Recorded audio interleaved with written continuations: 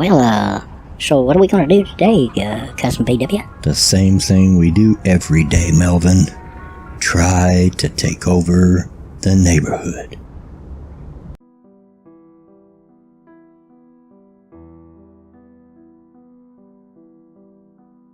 Hey y'all, Bloodwing here, back to bring some grumpiness to your internet.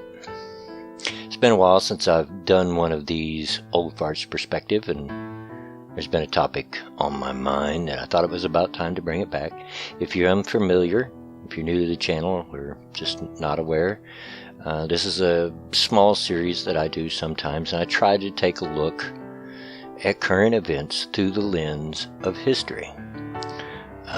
Often through history I've lived through, and sometimes even further back than that.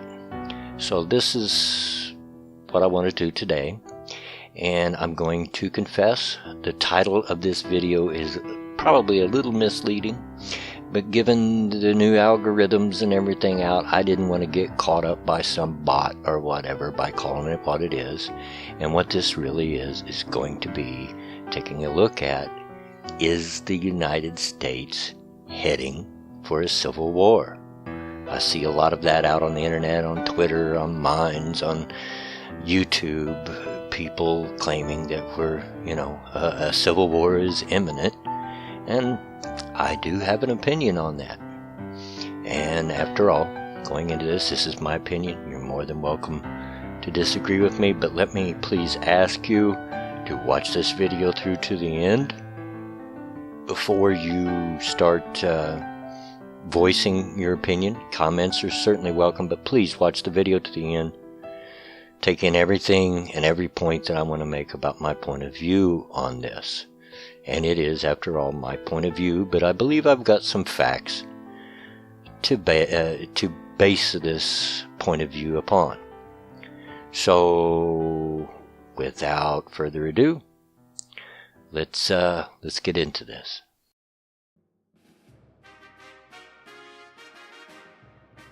Now, before we get into the meat of this, let me give a list. And part of that is, first, let me apologize. This may turn out to be a long video. So for you that don't like long videos, I'm sorry. Maybe you can play it in the background or watch it in parts. But I want to make sure that every point that I have in my mind is made. Secondly, let me set the groundwork for exactly what we're talking about. We're talking about a civil war in the United States, and in the United States only. I'm not talking about anywhere else in the world. And the reason that's important is because not every country is the same. If you do a study of civil wars around the world and throughout history, and by extension coups, you will find that every successful one takes almost a perfect combination of situations to rise for it to work. You'll realize that there are certain areas of the world, Africa, South America, the Middle East, that tend to be more susceptible to civil wars than others. Most Western countries have not had one in a very long time, including our own. And so it makes a difference. We are only talking about the U.S. I'm not broaching the subject about any other country at this point. So let's look at this only from the viewpoint of where it could happen here. Having said that, I'm not saying that the U.S. is perfect. I'm not one of those people that think God is going to watch over us and nothing will ever happen to the Union. I'm fully aware that our government can fall just like any other government has throughout history. But there are facts about our country, about its geography, about its population and its makeup and our way of thinking that is different than other places in the world, and that all plays a factor. So bear in mind, we are only talking about the United States, not anywhere else.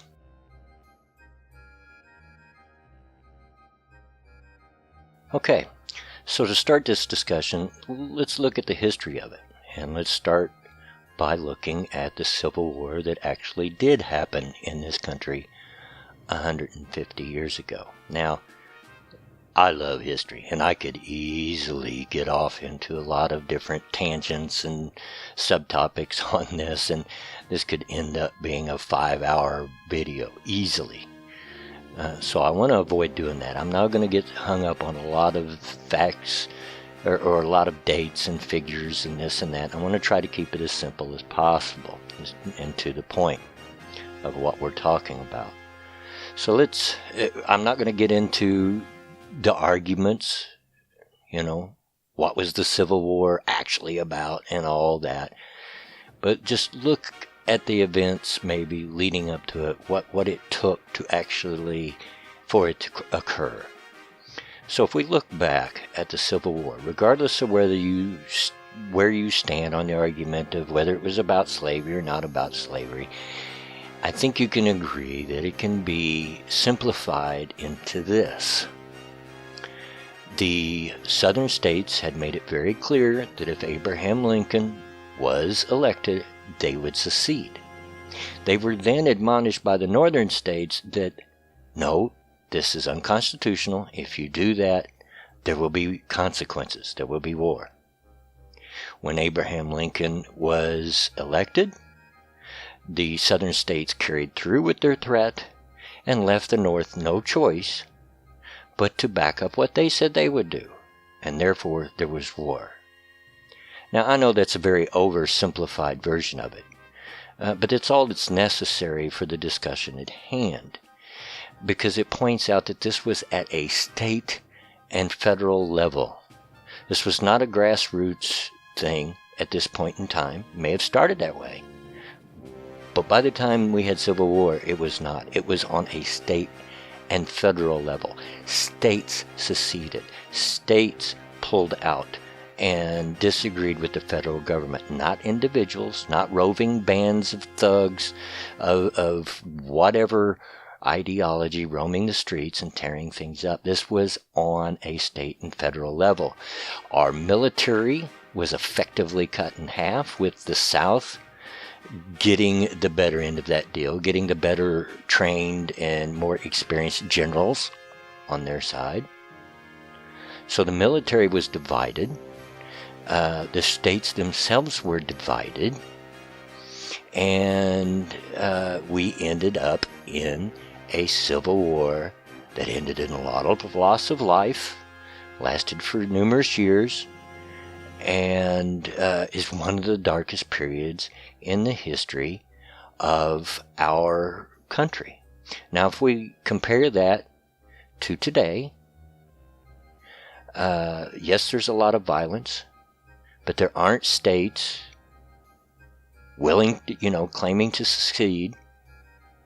And yes, I hear you saying, well, California threatens that every time you turn around, and they're never going to do it because they know they cannot survive on their own.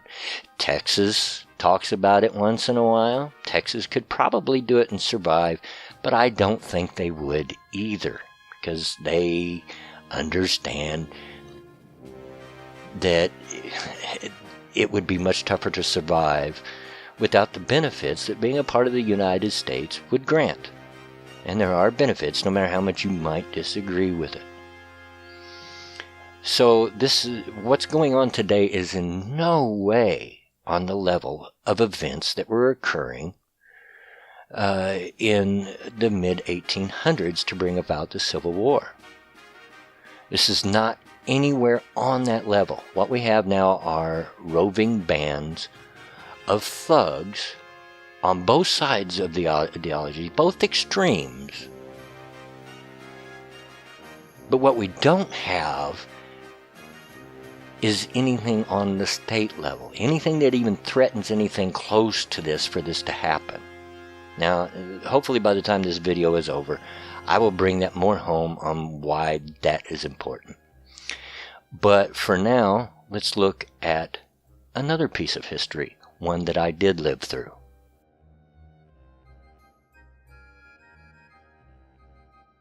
Now, I was born in early 1960. I barely missed the 50s. And that was the latter part of the Eisenhower administration. And so by the time the 60s were over, I was quite old enough to have remembered most of it. Some of my earliest memories is watching the funeral of JFK when I was 3 years old. Now, the 60s were a time of a lot of social upheaval, a lot of social change. We also seen the deaths of a lot of iconic figures that played a big part in these changes and in the way that things were held. But by and large, the 60s were a time of peace. You had the Summer of Love, you had Woodstock, you had all of these things. And there were a lot of protests, but by and large, they were peaceful, at least on the side of the protesters. Enter 1970. Things started to change. The ideology by the same people that felt it was necessary to have peaceful demonstrations started to change. They started to feel like it wasn't doing any good. And they began to get more violent. There was a huge violent protest in Times Square where a lot of people were beaten and hurt. 1970 was also the year that a very infamous book called The Anarchist Cookbook was written by a young 19-year-old boy. And yes, a 19-year-old boy. He later recanted that book later in his life, before he died, after he realized all the pain and suffering that was involved with what he put in that book. But in case you're not aware, it's kind of half and half anarchist ideology and recipes for explosives, gun silencers, garrotes, traps, what have you. A lot of dangerous things. And this book has been found at a lot of homes and on the person of a lot of people that have committed domestic terrorism. So, and to me, it happening in the 70s, it's always to me felt like it kind of signaled a change. Then we start getting groups like the Weathermen and the Symbionese Liberation Army, as well as Patty Hearst and different things, and things became more violent. There were periods of time in the 70s where it felt like every time you turned on the TV to watch the news, there was another bombing by another far left extremist group. And people died. Now, I point this out because the things that we have occurring now are nowhere near that deadly or near that destructive. Not yet. Could it get that way? Yes. But it's not yet. I know it looks like things are so violent now and going down such a bad path, and I'm not taking away from that. It is. But I'm telling you, go look at the 1970s. Research it. Like I said, I'm not going to get into a lot of detail. I just want to point things out to you and let you think for yourself. That's what I'm all about. Don't believe it just because I tell you. Think for yourself. Look at the 70s and tell me that it wasn't one of the most violent periods of history. People forget that. They want to talk about the funny way we dressed and how long our hair was and the rock and roll and the disco and all the other things that happened in the 70s. But they forget how violent it was. I mean, to the point that even our servicemen coming home from Vietnam would have crowds of people waiting outside the airports to spit on them, literally spit on them and call them baby killers because they were a part of a war they probably didn't have a choice to be a part in because we did have the draft at that time. To the point that it's still policy today with a lot of branches of the military that they will tell people going home for holidays or whatever to take a change of clothes and not wear your uniform outside of the airport. Change and then leave. And that way these groups don't know it. And that came about because of the turmoil in the 70s. We had things like Kent State. There were several violent, deadly protests. If there was ever a time, and this is my point, that there was a chance that grassroots level, on the street level, violence and protest would bring about civil war, it was in the 1970s. And if you don't believe me, research it yourself. What's going on today has not even come close to reaching that level of violence. Not yet. And if it didn't happen then, I don't see that this level of violence is going to bring it about. I know a lot of you have only read can't talk, and I don't feel like editing. A lot of you have only read about these events. But I've seen them, and I know how violent they were and how distressing it was. And along with the Vietnam War, it was a constant underlying fear for everybody that the society was going to fall apart. And if it didn't happen then, I don't see how in the world what's going on now is going to make it happen. I don't know.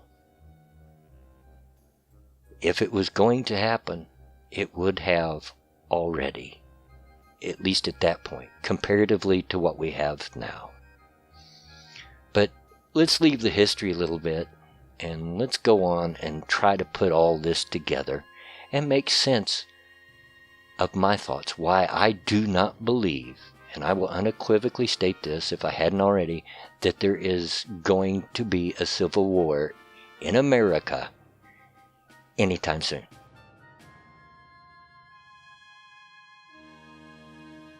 Okay, so we've taken a look at two dark periods in history that I believe has to do with this subject.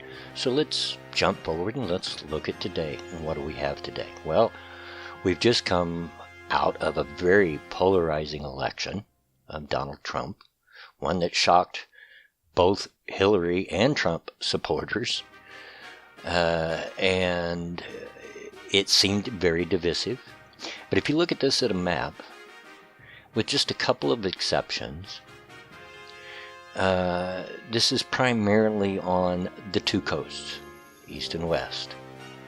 And on those ones that are exceptions, if you take the high population areas out of those, if you look at it on another type of map that shows how the state itself voted in each area, you'll see that if you take out those high, like for instance Chicago out of Illinois, it would have went the other way. They would have also come out red. Now, what's my point there? Well, even before what recently happened in Charlottesville, which both sides of that are idiots, and it's both disgusting. Absolutely disgusting. That's what happens with extremism, no matter what your ideology is. Extremism will eventually beget violence. And I don't care where you stand on that, who is right and who is wrong. They're both idiots. But they have a right to speak. They don't have a right to riot in the streets, or to hurt people, or to kill people. That is not your right. But even prior to that, people were looking at Antifa, saying, oh my gosh, there's going to be a civil war if this keeps up, if this keeps up. First of all, let me point out that not everybody lives their lives as many of us do on this area of YouTube, or in this area talking about these things on the internet. To us that spend our days watching video after video and reading tweet after tweet and article after article on these subjects, it seems like it's just everywhere. But most everybody just doesn't give a crap. They don't. They just don't care. I just recently, yesterday, talked about this with people that you would consider normies, and they didn't even know what I was talking about. They hadn't even heard of Charlottesville yet. That's how much of attention they were paid to it or cared about it. It's not an issue. So my point is, yeah, some of these extreme leftists are getting fired up, and it may look like a lot of people. But if you look at a map and you take away the blue areas and look at that entire red area in the middle, that's the majority of America. People don't care. Now, we've got the extreme right getting in on the act. And yes, that's a little further spread across the map and dotted. But if you look at the population and how many people are members of these groups, I've seen recent figures of the hardcore members only are about 20 to 25,000 people. Maybe a couple of 100,000 people in the United States actually subscribe to racist publications and donate and so forth. But compared to the entire population of the United States, that's pretty small. And so you can take them out of the picture also, and you're still left with this entire huge area of the United States that's not involved in this. So the only way you're going to have a civil war is to get the rest of them on one side or the other. Now, I hear the arguments that if the left keeps up or if the right keeps up, and I honestly believe they're just feeding each other, but if they keep up, then more people are going to start falling over to this side or that side, and that's probably true. I am not saying that this violence is reprehensible and that it isn't concerning and that we don't need to fight it. We do, before it gets to the point that there may be a civil war. But that's my point right now. Right now, where we stand today, we are nowhere close to the right kind of climate, the right combination of events to have a civil war. You would have to divide the military. I don't see that happening right now. You would have to divide the country. That's not going to happen. It would be way too lopsided at this point in time. Because everybody in the middle, everybody else besides these alt-righters and these Antifa idiots and the Black Lives Matter and all the other stupid extremist groups out there, we're all just looking at them and going, gosh, you bunch of idiots. And we're not going to get involved in the violence unless we're defending ourselves. That's not the way it's done. This should be a battle of words, not fists and bullets and fire bombs. Okay? We're not anywhere close to the right. In order, if you go outside the United States, I've already tried to show very simply how it took certain events to come up with a civil war in this country. And if you do look outside this country to other civil wars, even in those, you will find that it took a perfect combination of events for it to be successful. We're not seeing that here right now. And if you don't do a little deeper research, and I get it, I understand it's easy to make the knee-jerk reaction and to get appalled by the violence and upset at what you see. I do too. But I'm asking here, on this subject of about a civil war, think with the facts. Think with logic, not what it feels like. Sometimes to us, like I said, that fill our days with this kind of content, it feels like to us that it's just closing in around us and the end is near. But you got to remember, we're not most people. We're not even most of YouTube or Twitter. We're just a small, little, tiny part. Most everybody else is not feeling that way, and they're not getting on board with it. I hope I'm making sense to you. That the building blocks for a successful civil war, or for it to even come close to starting, are just not there. Now, is there going to be violence? Yes, there's going to be more violence.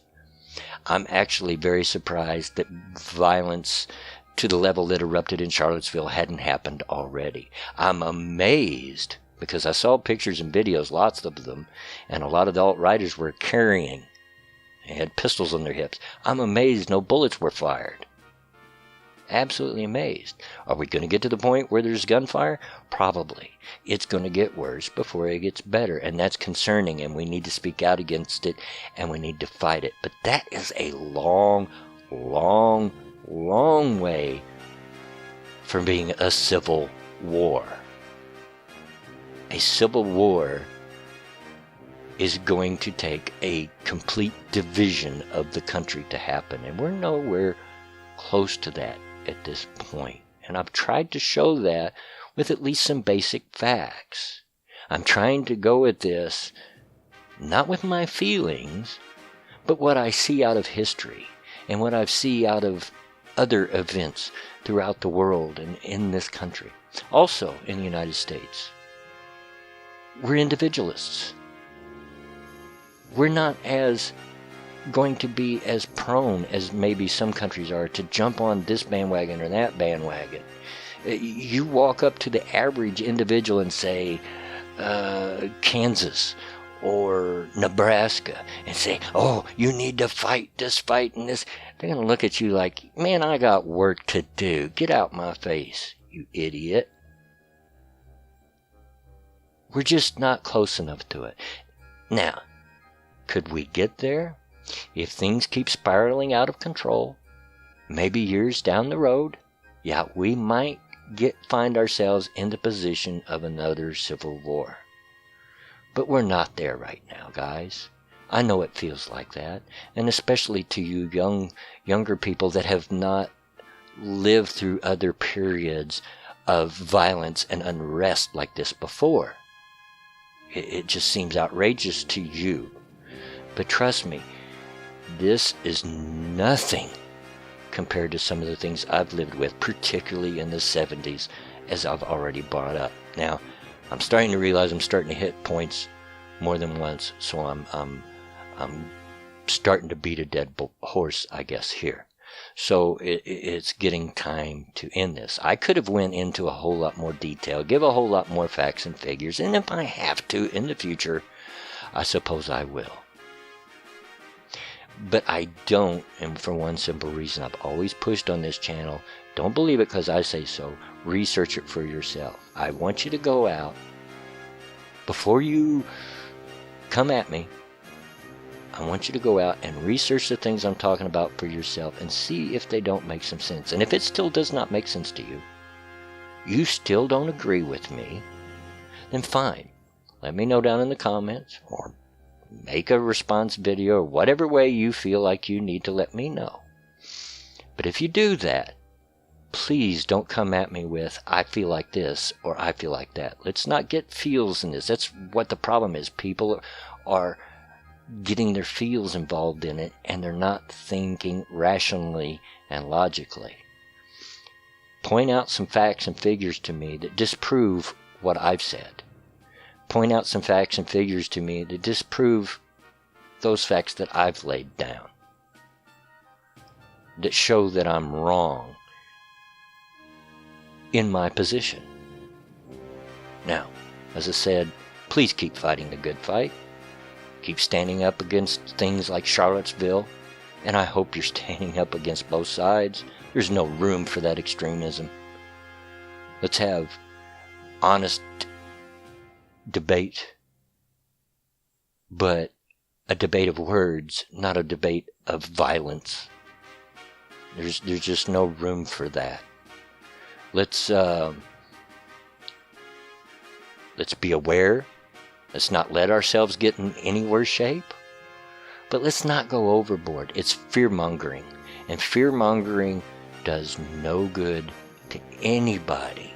It just gets people upset for no reason. So, there you have it. That's my opinion. Yours might be different. And it might not. And that's okay. But I promised I would put this out. Promised it on Twitter. Here it is. I'll try to get this out later tonight, but I've got a lot going on. So after I record this audio, which I've done, then I'm going to have to do the editing. And I'm recording the audio first. So, anyway, there you have it. Hope you enjoyed it. And as always, get out of my yard.